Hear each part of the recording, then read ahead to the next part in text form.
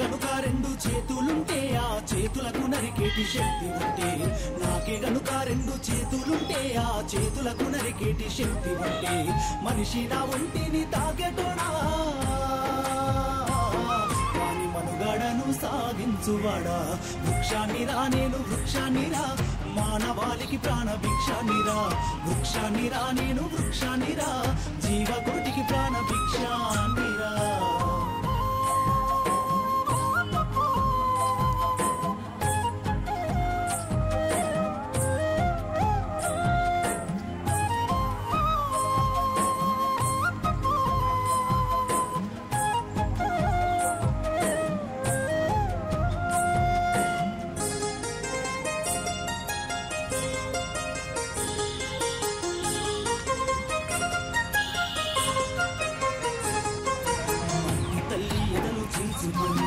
ములకనై పురుడు పోసుకొని, మట్టి తల్లి ఎడలు చీల్చుకొని, ములకనై పురుడు పోసుకొని, మానవ జాతికి సేవ చేసి మహావృక్షానిగా పేరు. చూడండి ఫ్రెండ్స్, ఇదిగండి ఈ పార్క్ పరిస్థితి ఇలా ఉంది.